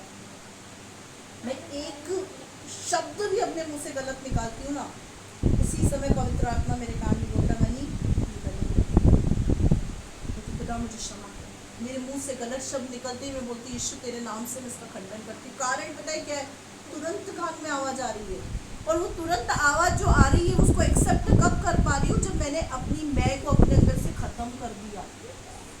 मैं घटू तू बढ़े, तब वो तुरंत वाली आवाज कान में आएगी, तुरंत वाली जो ऐसे समझ में आ जाएगी, ऐसे ऐसे। वो आवाज कब समझ में आएगी? जब खुदा बोलेगा बेटा तूने गलत किया, ऐसे माफी मांग। आपने एक बार जाकर माफी मांग दिया ना, दूसरी बार खुदा आपको अधिकार से बोलना शुरू कर देगा। अधिकार किस पर जताया जाता है? जो मानता है, जो मानता है। इस कलीसिया में कुछ बच्चे हैं जिनको मैं अधिकार से बोल सकती हूँ, कारण मुझे पता है मानेंगे। कुछ को नहीं बोल सकती, पता है नहीं मानेंगे, नहीं बोलती। तो ऐसा ही खुदा और आपका रिश्ता है। वो आपको अधिकार से जब बोलेगा, जब आप मानोगे। ये टॉपिक मेरा कंप्लीट नहीं हुआ है, ये टॉपिक नेक्स्ट वीक भी मैं लूँगी। नेक्स्ट वीक पाम संडे है, हो सकता है मैं इस टॉपिक को नहीं ले पाऊँ, लेकिन मैं इस टॉपिक को कंप्लीट करना चाहती हूँ। अगर आप मुझे इजाज़त दें तो मैं आधा घंटा और लेना चाहती हूँ, अगर आपकी इजाज़त है। नहीं तो मैं अपने कथन को यहीं विराम देती हूँ। अगर आपको कोई तकलीफ नहीं है तो मैं 15 से 20 मिनट और लेना चाहती हूँ, आधा घंटा नहीं, सिर्फ 15 मिनट। इस टॉपिक को आज अपन कंप्लीट करेंगे, क्योंकि नेक्स्ट वीक पाम संडे है, खजूर का रविवार है। मैं इस टॉपिक को कंप्लीट नहीं कर पाऊंगी। सबोपदेशक 3 का 1 से 22।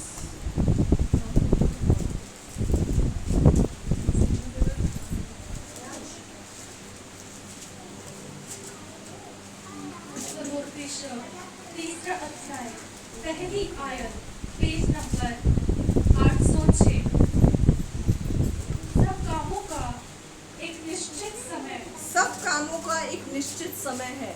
ये उन लोगों के लिए है जो अब तक अपनी तकलीफ और समस्या को लेकर कुड़कुड़ा रहे हैं, गुड़गुड़ा रहे हैं, परेशान हैं, तकलीफ में हैं, सवालों से घिरे हुए हैं। क्या लिखा हुआ है?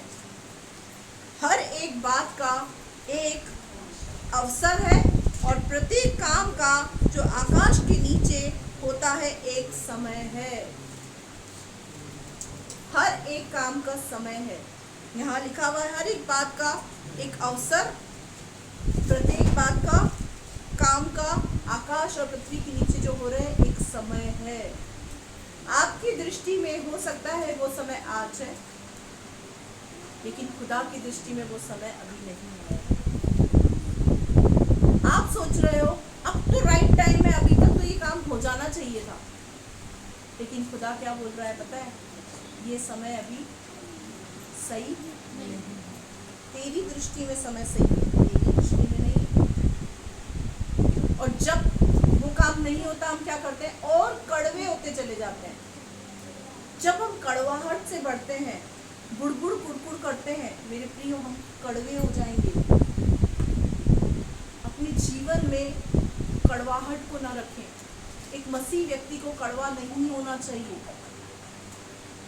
जब हम कुड़कुड़ बुड़बुड़ करते हैं ना, उससे क्या होगा? हम कड़वे हो जाएंगे। इसीलिए परमेश्वर का वचन क्या कह रहा है? हर एक बात का एक समय है।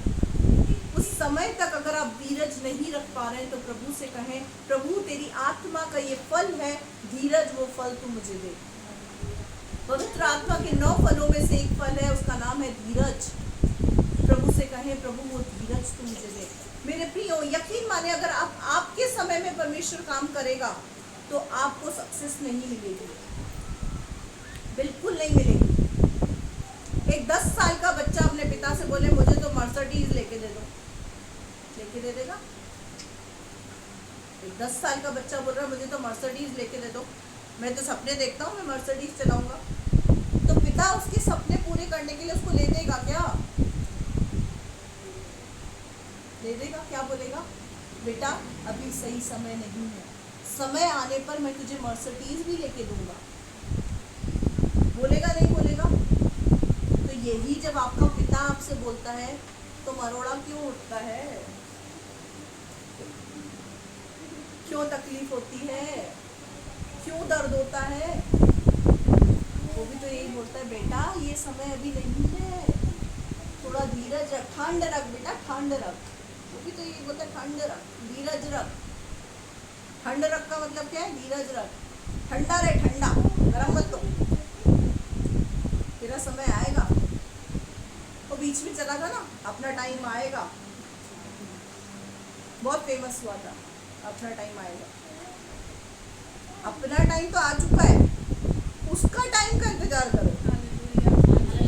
अपना टाइम तो हर समय जो चाहिए उसी समय चाहिए, जो चाहिए उसी समय चाहिए, लेकिन खुदा की नजर में वो टाइम राइट नहीं है। हर बात का एक समय है। अब आगे बढ़े। जन्म का समय, हाँ, जन्म का समय है और मरण का भी समय, मरण का भी समय है। हम खुदा से बैठे बैठे कितनी मौत मांग ले, प्रभु मार दे आज तो, रात को सो, सुबह उठूं ही नहीं।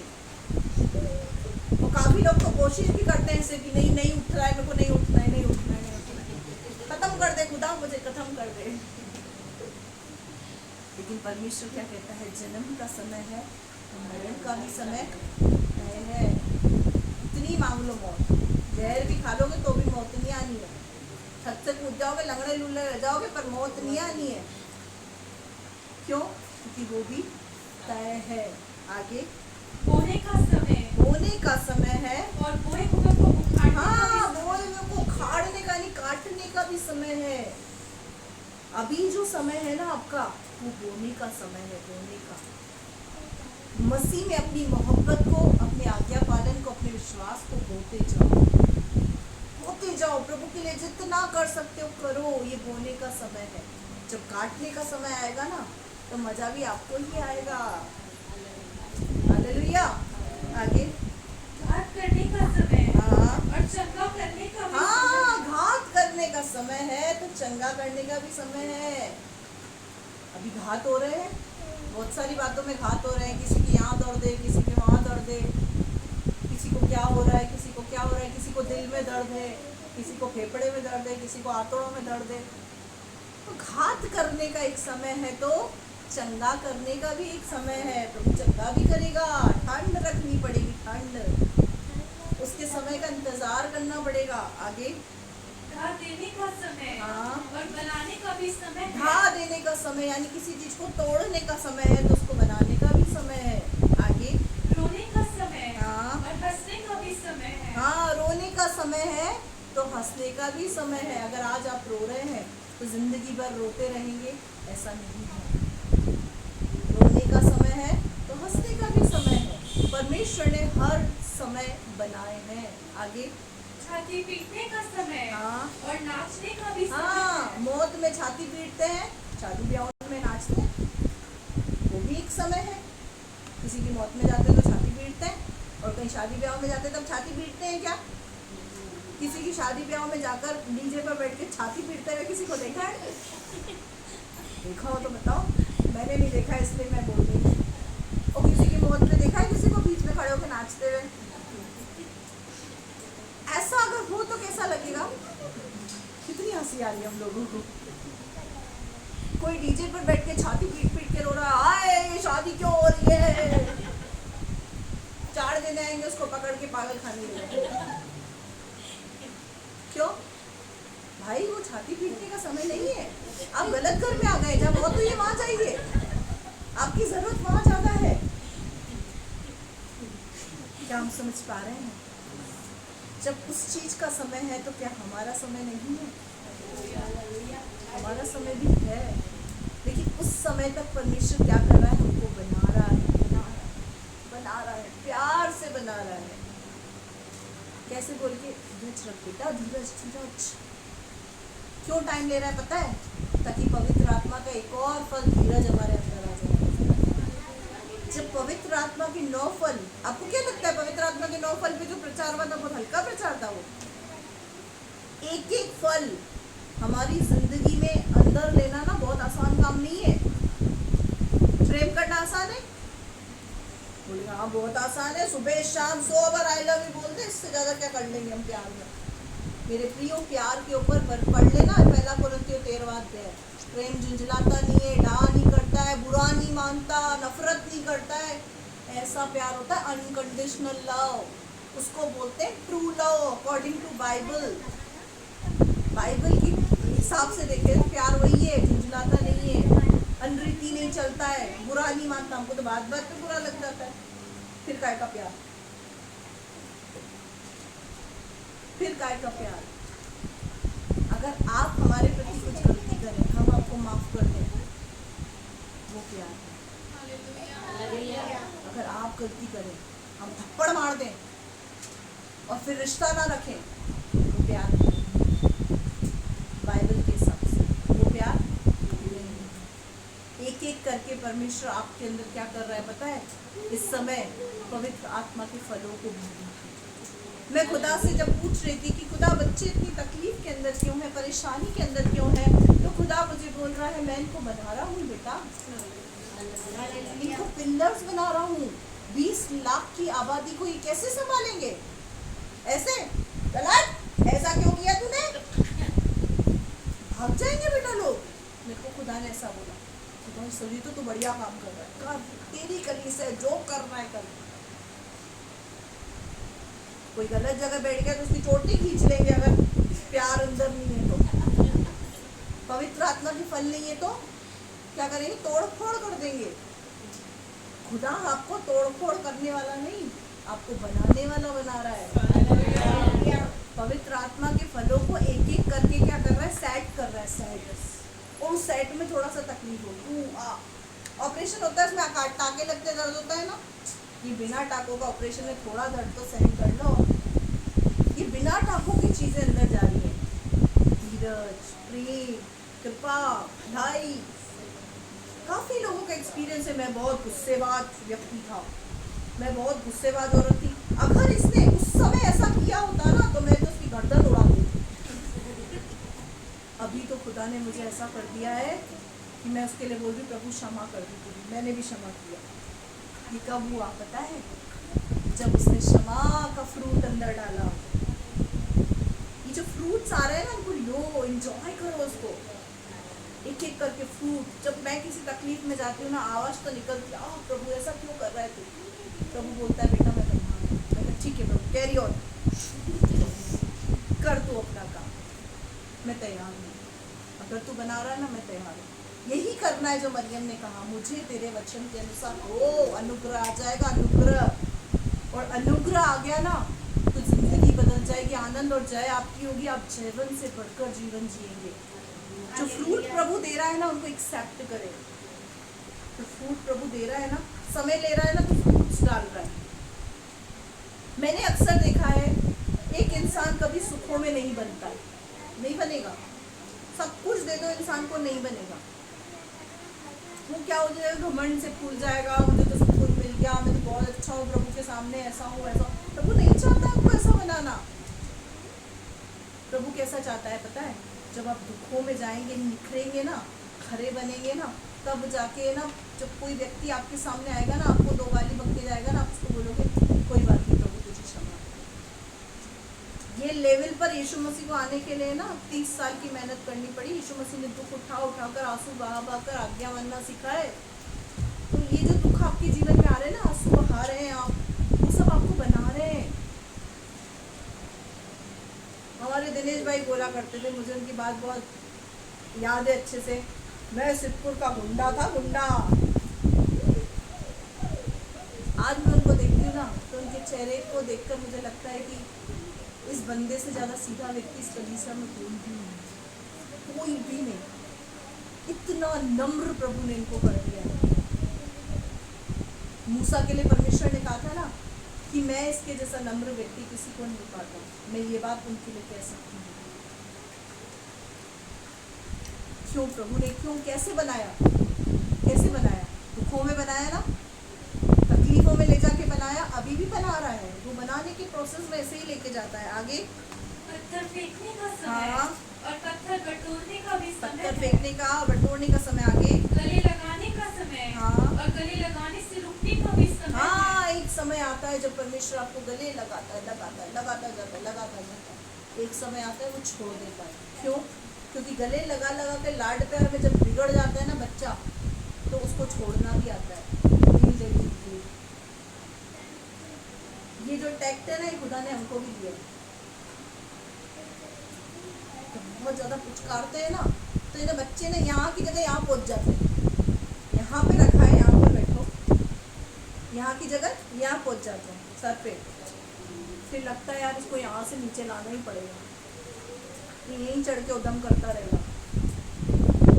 क्या करते हैं बेटा, इस समय छोड़ दो, कुछ समय छोड़ दो, तो अपने आप यहाँ से यहाँ उतर आएगा। समझ पा रहे हैं? परमेश्वर भी यही करता है। जब परमेश्वर के यहाँ बैठोगे ना, यहाँ समय के लिए छोड़ देगा वो, ताकि हम अपनी राइट पोजीशन को पकड़ ले। आगे ढूंढने का समय हाँ। और खो देने का भी समय है। ढूंढने का समय है और खो देने का भी समय है।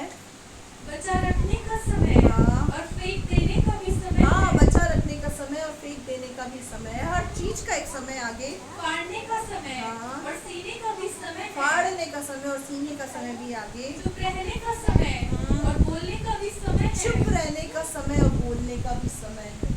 कहीं परिस्थितियों में परमेश्वर आपको चुप महसूस होगा और कहीं जगह पर वो आपसे बात करेगा। उसका एक समय है काम करने का। कई बार परमेश्वर आपसे कहेगा चुप हो जा, मैं लड़ूंगा, चुपचाप रहे। और कई बार परमेश्वर आपको बोलता है बोल, जवाब दे इस बात का, हुआ है नहीं हुआ है, हुआ है ना। पिलातुस की अदालत में जब यीशु मसीह को ले जाया गया, तब यीशु मसीह क्या था? खामोश था, चुप था।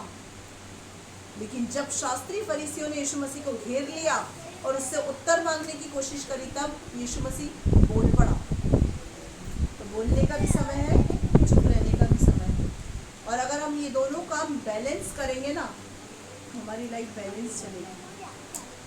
आगे प्रेम करने का समय हाँ। और प्रेम करने का भी समय हाँ। है। आगे लड़ाई का समय हाँ। और मेल का भी समय है। हर एक बात का एक समय है। आगे काम करने वाले को अपने परिश्रम से क्या लाभ होता है? हाँ। मैंने उस दुख भरे काम को देखा है हाँ। जो परमेश्वर ने मनुष्य के लिए ठहराया है हाँ। कि वे उसमें लगे रहें। हाँ। उसने सब कुछ ऐसा बनाया कि अपने अपने समय पर वे सुंदर होते हैं। हालेलुया।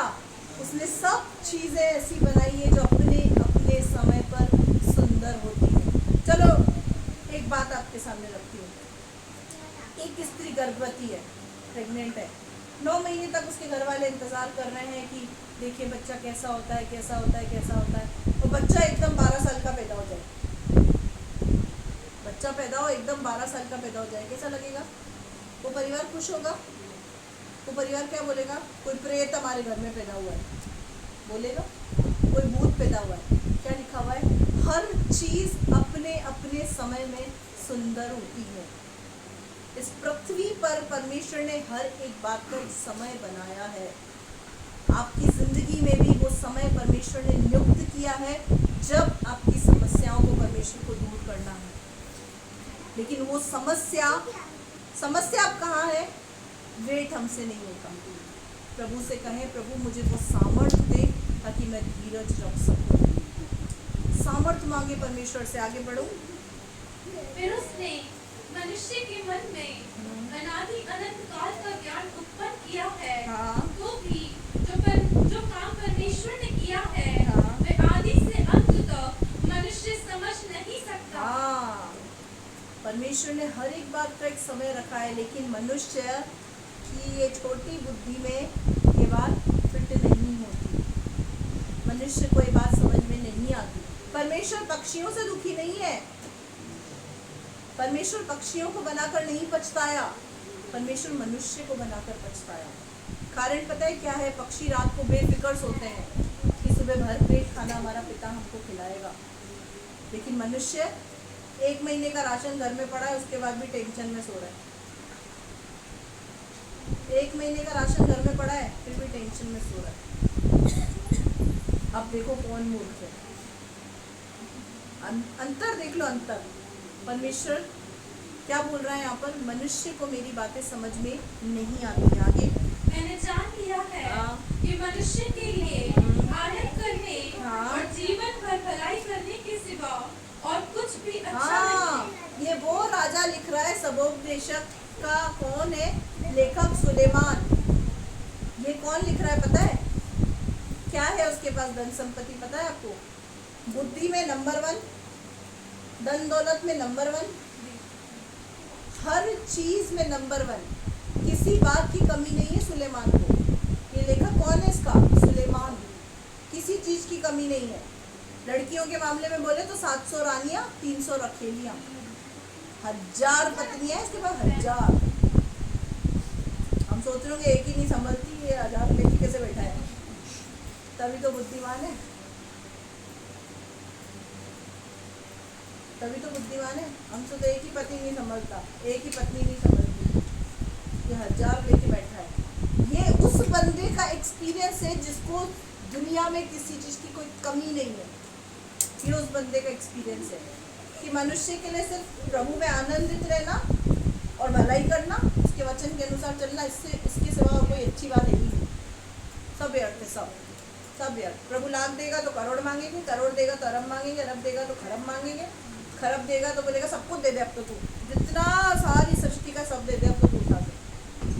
इंसान को कहीं भी संतुष्टि नहीं है। कितना ही दे दे प्रभु, कितना ही दे दे। ये वो व्यक्ति है जिसके पास सब कुछ है। क्या बोल रहा है? मनुष्य के लिए यही अच्छा है कि वो आनंद करे, प्रभु में आनंदित रहे, भलाई करे, प्रभु के वचनों के अनुसार अपने जीवन को जिए। बस यही अच्छा है। बाकी सब कुछ हवा पकड़ने के बराबर है। हवा को पकड़ सकते हैं? नहीं पकड़ सकते ना। ये सब हवा पकड़ने के बराबर ही है। ये आ जाए, ये आ जाए, ये मिल जाए, वो मिल जाए, ये हो जाए, मिलने के बाद भी हम खुश नहीं होंगे, संतुष्ट नहीं होंगे। ये अपनी किताब में रिटर्न कर लो, सब कुछ मिल भी जाएगा ना तो भी हम खुश नहीं होंगे, फिर भी संतुष्ट नहीं होंगे। इसीलिए परमेश्वर का वचन कहता है संतोष सहित भक्ति सबसे बड़ी कमाई है। कोई इंसान टापरी के अंदर भी प्रभु की भक्ति करके खुश है, तो कोई इंसान महल में भी भक्ति करके खुश नहीं है। तो वो अच्छा ना जो टापरी में भक्ति करके खुश है, वो अच्छा व्यक्ति महल में रहने वाले से तो मेरी नजर वो व्यक्ति अच्छा है। तो टापरी में रह रहा है फिर भी आनंदित है, किराए के मकान में रह रहा है फिर भी आनंदित है, खुद के मकान में रह के दुखी है तो कहाँ खुश रहेगा? आगे बढ़ो। और यह भी परमेश्वर का दान है। ये भी परमेश्वर का दान है। अंडरलाइन कर दें, ये परमेश्वर की ओर से है। हर परिस्थिति, हर हालात में आनंदित, खुश रहने वाला, भलाई करने वाला व्यक्ति, शांति से भरा हुआ व्यक्ति परमेश्वर का दान है, परमेश्वर का गिफ्ट है। गिफ्ट, ये गिफ्ट अगर नहीं है तो आज मांगे खुदा से। आगे कि मनुष्य खाए पिए और अपने सब परिश्रम में सुखी रहे। हाँ, खाए पिए और सब परिश्रम में सुखी रहे। आगे मैं जानता हूँ कि जो कुछ परमेश्वर करता है वह सदा स्थिर रहेगा। न तो उसमें कुछ बढ़ाया जा सकता है और न कुछ घटाया जा सकता है। परमेश्वर ऐसा इसीलिए करता है कि लोग उसका भय माने। ये लो, आ गई बात। परमेश्वर की इच्छा में न कुछ घटाया जा सकता है न कुछ बढ़ाया जा सकता है। तो ऐसे ही टेंशन करते रहते हैं, हम तो ऐसे ही टेंशन करते हैं। यहाँ क्या लिखा हुआ है? साफ शब्दों में लिखा हुआ है, मैं जानता हूँ कि जो कुछ परमेश्वर करता है वह सदा स्थिर रहेगा। क्या हम जानते हैं? नहीं जानते। जानते तो कुड़कुड़ाते नहीं। जो जानते हैं ना वो नहीं कुड़कुड़ाते। जो जानते हैं ना इस बात को कि परमेश्वर जो करता है वही स्थिर रहेगा, वो नहीं कुड़कुड़ाते। बाइबल बोलती है मनुष्य के मन में बहुत सी युक्तियां तो होती है लेकिन वही युक्ति सफल होती है जो यहोवा बनाता है। कितनी भी प्लानिंग्स कर ले टाटा बिरला अनिल अंबानी बनने की, कितनी भी प्लानिंग्स कर ले, एक चुटकी में फेल कर देगा वो, एक चुटकी में। कितनी भी प्लानिंग्स कर ले, मनुष्य के मन में बहुत सी युक्तियाँ होती है। मनुष्य तो बैठे बैठे ख्याल ही प्लान, शेख चिल्ली देखा है? शेख चिल्ली की तरह सोचता रहता है, ये उखाड़ दूंगा, यहाँ से ये कर दूंगा, फिर ऐसा कर दूंगा, फिर वैसा कर दूंगा। होता वही है जो खुदा चाहता है, होता वही है जो खुदा चाहता है। एक व्यक्ति ऐसा ही सोच रहा था बाइबल के अंदर, मैं बड़ी बुखार, मेरे पास बहुत धन है, मैं एक बड़ी बुखारी बनाऊंगा, एक बड़ा गोडाउन बनाऊंगा, उसमें ढेर सारा सामान रखूंगा और फिर अपने प्राण को बोलूंगा खा पी सुख चैन से रहे, तेरी 7 पुश्तों के लिए भी बहुत कुछ पड़ा है। परमेश्वर ने क्या कहा? आज रात को ही तेरा प्राण ले लिया, सब खत्म एक झटके में। आज रात को तेरा प्राण नहीं ले जाए, ओ माय गॉड ये क्या हो गया। ऐसी स्थिति में याद आता है हमको ओ माय गॉड, तब पता चलता है गॉड भी कुछ है। ऐसी स्थिति में ही समझ में आता है कि गॉड भी कुछ है। खुदा ऐसी परिस्थिति में जाने देता है तब इनके मुंह से निकलता OMG। आजकल तो शॉर्ट फॉर्म चल रहा है OMG। कौन बोले ओ माय गॉड। मेरे प्रियो, जिस दिन हम समझ जाएंगे ना उस दिन हम सुधर जाएंगे। हमारी परिस्थितियां सुधर जाएंगी, हमारे हालात सुधर जाएंगे, हमारे आसपास की स्थितियां सुधर जाएगी जिस दिन हम समझ जाएंगे। आगे बेटा, परमेश्वर जो करता है वही स्थिर रहेगा, उसमें न तो कुछ बढ़ाया जाएगा न कुछ घटाया जाएगा। जो वो करेगा वही करेगा, अपने समय में करेगा। इस बात को गांठ बांध करके अंदर दिमाग में जहाँ जहाँ पे फिक्स कर सकते ना कर दें आज, कि परमेश्वर अपने समय में करेगा। हालेलुया। आगे, जो कुछ हुआ है हाँ वो इससे पहले भी हो चुका, हाँ जो होने वाला है हाँ वह हो भी चुका है। हाँ। और परमेश्वर बीती हुई बात को फिर पूछता है। हाँ। परमेश्वर ऐसा क्यों करता है? अपने समय में काम करने के लिए धीरज क्यों रखवाता है इंसान को? ताकि लोग परमेश्वर का भय माने। अब यहाँ लिखा हुआ है जो कुछ हुआ वो पहले भी हो चुका। ये सारी बातें क्या लिखी? जो कुछ हुआ वो पहले भी हो चुका है, जो होने वाला है वो भी हो चुका है। बीती हुई बातों को फिर परमेश्वर पूछता है। अब ये क्या बात है? ये वो बात है, इससे पहले भी तो तू कष्ट में था। तू जब यहाँ आया था, प्रभु के भवन में आई थी, तो कैसे आए थे आप लोग? हम तो करोड़पति थे, यहाँ आके रोड़पति बन गए। ऐसे आए थे क्या? ऐसे आए थे क्या? मैं तो ऐसे आई थी कि बस मेरे को कोई बोले कि तू पटरी पे लेट जा तो मैं लेट जाऊंगा। रोते रोते हंसना क्या होता है मैं जानती नहीं थी, हंसना क्या होता है मैं जानता नहीं था। मुझे नहीं पता प्यार क्या होता है, मुझे तो सिर्फ गुस्सा था। मुझे दारू दिखती थी, मुझे सिगरेट दिखता था, मैं ऐसे आया था। आज प्रभु आपसे पूछता है, जो आज आप जिन समस्याओं में थे, पहले भी आप उन समस्याओं में आए थे, तब समस्या अलग थी, अब समस्या अलग है। जब उस समस्या से मैं तुझे निकाल सकता हूँ तो इससे क्यों नहीं निकालूंगा? जब कर्जे से निकाल सकता हूँ तो बीमारी से क्यों नहीं निकालूंगा? प्रभु सवाल कर रहा है आपसे। कर्जा बड़ा बीमारी बड़ी, कर्जा बड़ा बीमारी बड़ी, कर्जा बड़ा, कर्जा डिप्रेशन को लेकर आता है। बीमारी तो फिर भी दवाई खा के ठीक हो जाती है, कर्जा ठीक नहीं होता दवाई खा के। जब प्रभु ने आपको कर्जे से निकाला ना, तो आज भी निकालने की सामर्थ्य रखता है। कमी कहाँ है पता है? हमारे सोचने में। जब आए थे ना उन दिनों को याद करें। प्रभु बोल रहा है याद करें, कैसे आए थे आप लोग, कैसे थे हम। आगे, संसार में अन्याय। फिर मैंने संसार में क्या देखा? हाँ कि न्याय के स्थान में दुष्टता होती है, हाँ और धर्म के स्थान में भी दुष्टता होती है। हाँ मैंने मन में कहा, परमेश्वर धर्मी और दुष्ट दोनों का न्याय करेगा, हाँ। क्योंकि उसके यहाँ एक एक विषय और एक एक काम का समय है। क्योंकि उसके यहाँ एक एक काम का और एक एक विषय का समय है। परमेश्वर सबका न्याय करेगा, परमेश्वर सब बातों का न्याय करेगा, परमेश्वर सब चीज़ों का न्याय करेगा। क्यों? क्योंकि उसके यहाँ एक एक विषय और एक एक बात का समय है। अब वो समय कब है वो तो मैं नहीं जानती, लेकिन वो समय तय है ये मैं जानती हूँ। आपके आशीषित होने का समय है। जब खुदा समय लेता है ना, उसको समय लेने दे। धीरज रखना कठिन हो रहा है ना, तकलीफ आ रही है ना, प्रभु से कहें, प्रभु तेरी आत्मा को मुझ पर उतार। 9 महीने तक मरियम यीशु मसीह को अपनी कोख में लेकर चल पाई। उस जिल्लत को, उस तकलीफ को, उस पीड़ा को उसने सहन किया। कैसे किया? कैसे किया? 2 ही बातें थी। पहला, यीशु से मोहब्बत, दूसरा पवित्र आत्मा की सामर्थ। सिर्फ दो ही बातें थी, मोहब्बत और सामर्थ। मोहब्बत ऐसी करो कि सबसे रिश्ता टूट जाए पर खुदा से ना टूटे, और पवित्र आत्मा से सामर्थ ऐसी मांगो कि जिस समस्या में हो उसके समय के लिए आपको सामर्थ मिल सके। क्या मरियम के लिए आसान होगा? आप क्या सोचते हैं मरियम के लिए आसान होगा? 9 महीने एक कुंवारी माँ बनकर चलना उसके लिए आसान होगा? यूसुफ तक ने उसको छोड़ देने का निर्णय लिया था। यूसुफ ने सोच लिया था मैं उसको छोड़ दूंगा,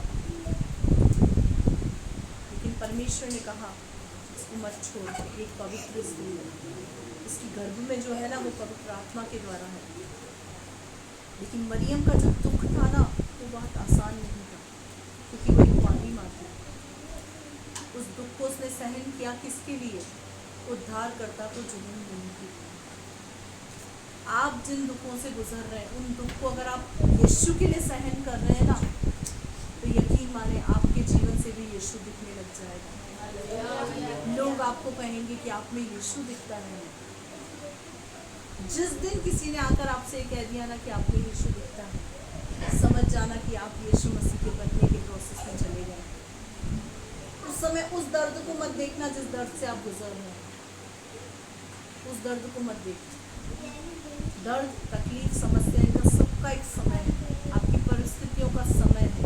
अपना रिश्ता जितना हो सके पिता से घनिष्ठ करते जाए, उसको हर्ट ना करें, उसको दुख ना दें, उसको प्रसन्न करना अपना जीवन बनाना। वो नहीं देगा आपको श्राप, वो नष्ट नहीं करेगा आपको, वो खत्म नहीं करेगा, वो दंड भी नहीं देगा, वो क्रोध भी नहीं करेगा।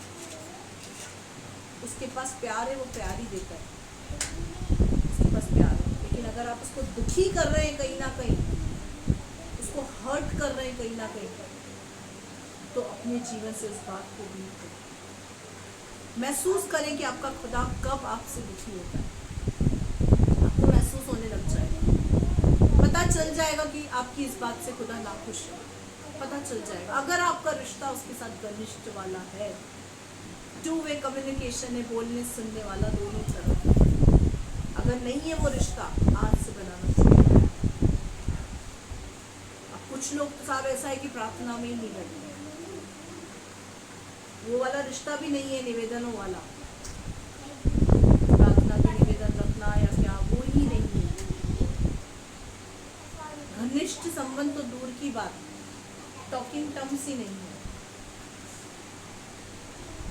इस संसार के रिश्ते आपको कुछ नहीं देंगे, कुछ भी नहीं, कुछ भी नहीं देंगे, कुछ भी नहीं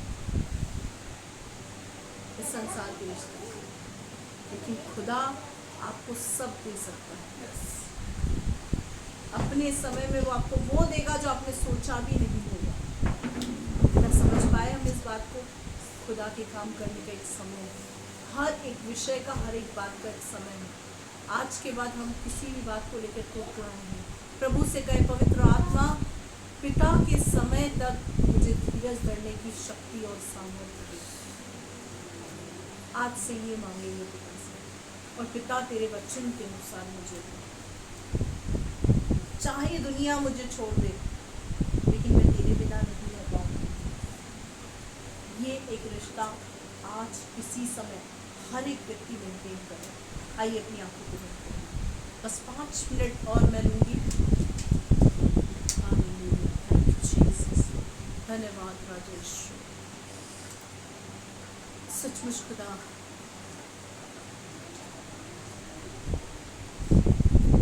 तो हमसे कुछ नहीं चाहता, तू तो हम सबको सब कुछ देता है। अनुग्रह के लिए तूने पुत्र को दिया, पाप के लिए पुत्र का बलिदान किया तूने। और आज भी प्रभु हम न जाने दिन भर में कितनी गलतियां करते हैं, झूठ के द्वारा, अपशब्द के द्वारा, गाली गलौज के द्वारा, गलत सुनने के द्वारा, गलत बोलने के द्वारा, गलत देखने के द्वारा, न जाने कितनी गलतियां आज भी हम अपने दिन भर में करते हैं। लेकिन उसके बावजूद तो हमें नाश करता है, न श्राप देता है और न ही तू क्रोधित होता है। लेकिन हाँ प्रभु, हमने सीखा तू दुखी होता है, तुझे दुख पहुंचता है, तुझे हर्ट होता है। होने दे खुदा, आज के बाद हम तुझको हर्ट ना करने पाए, तुझे दुखी ना करने पाए। तेरा और हमारा रिश्ता दिन प्रतिदिन घनिष्ठ होता चला जाए। इस रिश्ते में कमजोर और ढीलापन ना आने पाए। ये रिश्ता दिन प्रतिदिन मजबूती की ओर बढ़ती पाए, क्योंकि हम स्मरण करते कि हम कैसे आए थे तेरे पास प्रभु। जब कल तू हमारे जीवन में काम कर सकता है तो आज तू क्यों ना करेगा। तेरे गाने करने का एक समय है खुदा, आज हमने सीखा। तेरे समय का इंतजार करने के लिए, धीरज रखने के लिए प्रभु तू अपनी आत्मा को हम पर उड़ेल, क्योंकि जो सामर्थ तू देता है उसमें हम सब कुछ कर सकते हैं। पिता, आज तेरे बच्चों को तू वो सामर्थ दे ताकि तेरे समय का ये इंतजार कर सके। जब माँ के गर्भ में एक बच्चा होता है, परमेश्वर उस गर्भ में उस बच्चे को इसलिए बनाता है ताकि जिस दुनिया के अंदर उसको आना है वो उस दुनिया के लिए, उनकी बातों के लिए तैयार हो सके। जब परमेश्वर आपको अभी बना रहा है तो उन आने वाले समयों के लिए वो आपको तैयार कर रहा है, जो समय वो आपको देना चाहता है। उन आने वाली बातों के लिए परमेश्वर आपको तैयार कर रहा है जो आपके जीवन में घटित होने वाली है। मेरे प्रियो, जब वो बनाए तो उसको रोके ना, उसको उसका काम करने दे, उसके काम में अड़ंगा ना डाले। प्रभु से कहें, प्रभु मुझको सामर्थ्य दे, पवित्र आत्मा मुझको सामर्थ्य दे, पवित्र आत्मा मुझको बनने की सामर्थ्य दे, पवित्र आत्मा मुझे उस समय के लिए धीरज रखने की सामर्थ्य दे। क्योंकि परमेश्वर का एक स्वभाव है मेरे प्रियो, वो जो भी काम करता है ठीक समय पर करता है। उसके उस ठीक समय का इंतजार करें। ओ रबा शंदा रबा रबा रियत्था रबा रिखला रबा शिकुंदुरी। सचमुच प्रभु, मरियम की तरह आज हर एक व्यक्ति कह सके, मुझे तेरे वचन के अनुसार। यीशु की तरह हर एक व्यक्ति कह सके, मेरी नहीं तेरी इच्छा पूरी हो।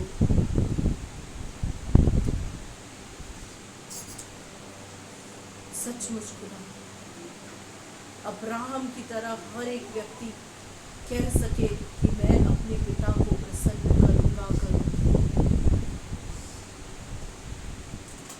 सचमुच खुदा, आज हर एक व्यक्ति इस बात का प्रण ले खुदा, निर्णय ले इस बात का कि चाहे जग रूठे तो रूठे, यीशु मुझसे रूठने ना पाए। सब रूठे तो रूठे, यीशु मुझसे रूठने ना पाए। सब रिश्ते मेरे टूटे तो टूटे, लेकिन यीशु से मेरा रिश्ता टूटने ना पाए। वो मोहब्बत तू अपने बच्चों को आज सिखा देगी, जो मोहब्बत तू हमसे करता है। उस मोहब्बत का अगर कुछ अंश भी हमारे अंदर आ जाए प्रभु, तो सचमुच प्रभु हम धन्य हो जाएंगे। ऐसा बना दे